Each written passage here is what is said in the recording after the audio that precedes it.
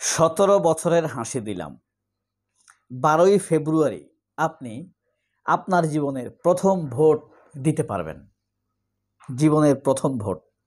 এর মধ্যে অনেকে আছে দ্বিতীয় তৃতীয় আছেন। তার মধ্যে আশ্চর্যজনকভাবে প্রায় 4.5 কোটির উপরে ভোটার আছে যারা প্রথমবারের মতো ভোট দিবে।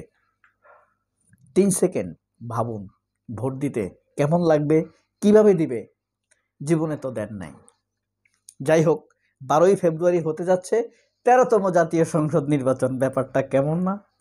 12ই ফেব্রুয়ারি একটার মহত্ব আছে।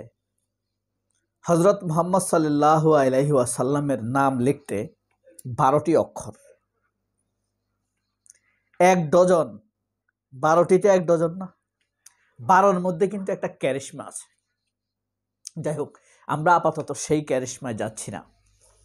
29-30 ডিসেম্বর হবে আপনার মনোনয়নপত্র দাখিলের শেষ দিন। 29 ডিসেম্বর। 30 ডিসেম্বর থেকে 4 জানুয়ারি পর্যন্ত চলবে যাচাই বাছাই। ঠিক আছে? আর আপনি যদি প্রার্থী হন বা কেউ যদি প্রার্থী হয়, তাহলে 20 জানুয়ারির মধ্যে আপনাকে প্রার্থীটা প্রত্যাহার করতে হবে। 21 জানুয়ারি প্রতীক বরাদ্দ দেওয়া হবে। 22 জানুয়ারি থেকে তুমুলভাবে চলবে প্রচারণা। তাহলে কয়দিন চলবে প্রচারণা? 19 দিন। 24 ঘন্টা আগে তো বন্ধ হয়ে যাবে। 19 দিন চলবে প্রচারণা। এটা কোনো যেন তেন নির্বাচন নয়। স্বাধীনতা উত্তর বাংলাদেশে মুক্তিযুদ্ধ দেখে নাই এমন ভোটারের সংখ্যা সবচাইতে বেশি এই নির্বাচনে। মুক্তিযুদ্ধকে আলাদা রেখে একটি নিরপেক্ষ কনসিডারেশনের মাধ্যমে তারা তাদের ভার্ডিক্ট, রায় বা ভোটটা তাদের পছন্দের প্রার্থীকে দিতে পারবে। তাছাড়া এখন পর্যন্ত যা দেখা যাচ্ছে, বাংলাদেশের বায়াসড আওয়ামী লীগপন্থী, ভারতপন্থী মিডিয়াগুলোতে মুক্তিযুদ্ধের নামে অপপ্রচার আস্তে আস্তে শুরু হলেও তার আগের বছরের গুলোর তুলনায় অনেক কম। এই পরিস্থিতিতে যেই যে নির্বাচনের শিডিউল ঘোষণা হলো বা তফসিল, আরেকবার বলছি, শিডিউলটা ইংরেজি শব্দ, তফসিলটা ফার্সি শব্দ। ঠিক আছে? তো বাংলা কি বলতে পারি? নির্বাচনী কার্যক্রমের ক্রমবিন্যাস। আমাদের ওই শব্দগুলোই ভালো, যেগুলো আমরা অভ্যস্ত হয়ে গিয়েছি। তো এই পরে আপনার এবার নির্বাচনের তফসিল ঘোষণার পরে রহস্যজনক দুটি ঘটনা। এক, জামায়াতকে খুব বেশি উচ্ছ্বাসিত দেখা যাচ্ছে, খুবই উচ্ছ্বাস, আনন্দে। ওই যে একটা বই আছে, আনন্দ উচ্ছ্বাসে উলঙ্গ উচ্ছ্বাসে মানুষ। এখানে উলঙ্গ বলতে পোশাক টাশাক খুলে ফেলা না, এখানে উলঙ্গ বলতে বোঝানো হয়েছে বাদ ভাগা আনন্দ, এটা বোঝানো হয়েছে। আপনারা আবার ওইটা ভাববেন না। বইয়ের নাম হলো উলঙ্গ উচ্ছ্বাসে মানুষ। এখানে মানে আপনার আনন্দের কোনো বাদ নেই, হাসির কোনো লিমিটেশন নাই। যেমন ঐশ্বরিয়া রায় মেপে হাসে না, জসিম হাসতো কিভাবে? একদিকে হাসতো, আর আগের নায়কদের গাল ফুলা ফুলা থাকতো, তাইলে বলতো বড় নায়ক ভালো। আর এখনকার নায়ক গাল আধা পেটা। ঠিক আছে? যেমন শাকিব খান, সালমান খান।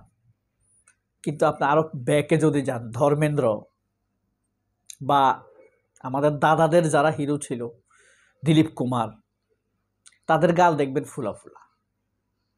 আপনি এরপরে রাজ্জাক, আমাদের বাংলাদেশ, রাজ্জাক অবশ্য বাংলাদেশের না, সে ইন্ডিয়ার, পরে আসছে এদের ওখানে চান্স না পাইয়া এখানে আসছে।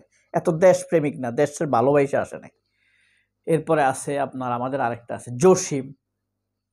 ঠিক আছে? ওরা খালি ঘুমাইতো, গাল ভাঙ্গা যাবে ওই কারণে। এখন কিন্তু ওই যুগ নাই। তো যাই হোক, তো জামায়াতকে খুব উচ্ছ্বাসিত দেখা যাচ্ছে। এটা রহস্য কি?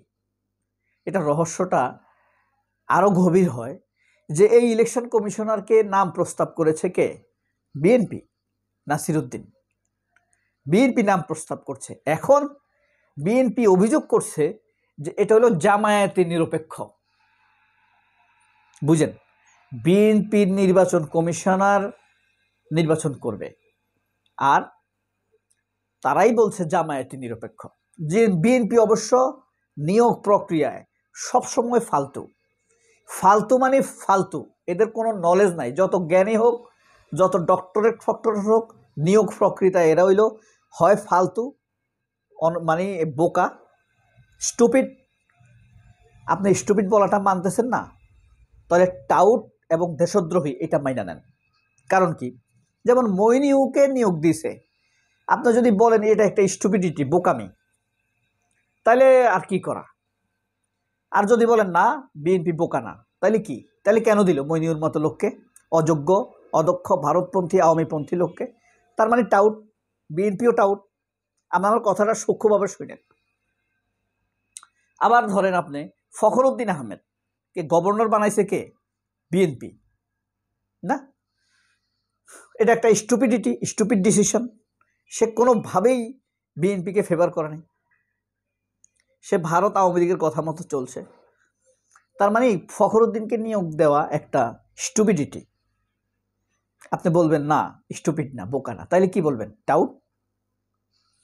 আমি ধরেন আমি একজনকে মেজাজ খারাপ করে ভুলে একটা গালি দিছি, এখন আপনি আমাকে বলবেন বোকা, তুমি রেগে গেছো কেন? আমি বলবো হ্যাঁ বোকা। যদি আমি বলি না আমি বোকা না, আমি জেনে শুনে গালি দিছি, তাহলে আমাকে শাস্তি নিতে হবে, হয় বোকা নইলে টাউট। তো বিএনপি চিরকাল, এর আগে ধরেন পিনাকি ভট্টাচার্য বলেছে না যে জেনারেল নাসিমকে সেনাপ্রধান নিয়োগ দিছে না, সেও একটা টাউট। হয় সবগুলা বোকা ডিসিশন না, বিএনপি নিয়োগ জানেই না।